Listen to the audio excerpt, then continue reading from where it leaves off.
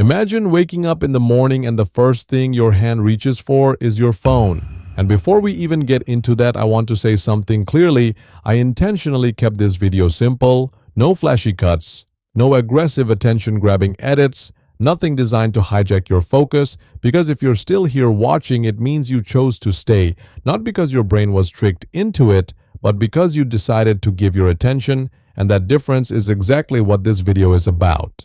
Before your mind has even fully turned on, you're already scrolling, tapping, watching, liking. It feels harmless, even relaxing, but what's actually happening inside your brain is something much more powerful. Every time you scroll and see something new, funny, shocking, or exciting, your brain releases dopamine, the chemical linked to motivation, pleasure, and reward. The important thing to understand is that dopamine is not just about feeling good, it's about teaching your brain what is worth your attention.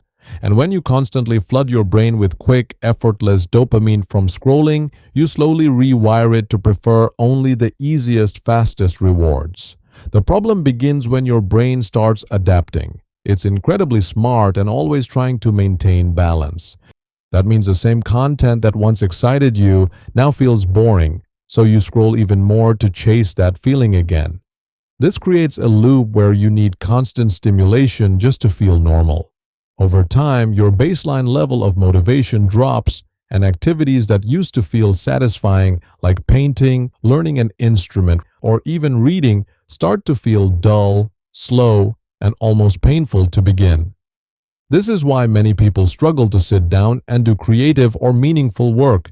It's not because they are lazy or lack talent, but because their brain has been trained to expect instant rewards.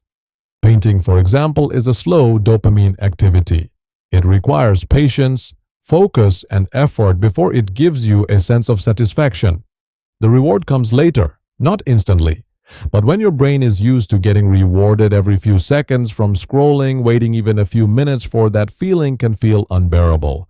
Your mind starts to resist, gets distracted, and pulls you back toward your phone because that's where the easy dopamine is. What makes scrolling especially dangerous is that it's unpredictable. You don't know what the next post will be, and that uncertainty actually increases dopamine release even more. It's the same principle used in gambling. Your brain gets hooked not just on the content, but on the possibility that the next swipe might be even better. This keeps you trapped in a cycle where minutes turn into hours without you even realizing it. Meanwhile, your ability to focus deeply, create, and enjoy slower activities keeps getting weaker. Over time, this doesn't just affect your productivity, it affects your identity. You start seeing yourself as someone who can't focus or isn't creative anymore, when in reality, your brain has simply been conditioned in the wrong direction. The good news is that this process is reversible. Your brain can adapt again, but this time you have to train it to appreciate slower, effort-based rewards. When you reduce mindless scrolling and allow yourself to feel a little boredom, you're actually resetting your dopamine system. Boredom is not a bad thing, it's the space where creativity begins. When you push through the initial resistance and start doing something like painting, even if it feels uncomfortable at first, your brain slowly relearns how to find satisfaction in effort. The dopamine comes back, but in a healthier, more sustainable way. It's deeper, more fulfilling, and doesn't leave you feeling empty afterward. Instead of quick hits that fade instantly, you build a sense of accomplishment that lasts longer. So the next time you feel the urge to scroll endlessly, remember that you're not just passing time, you're training your brain.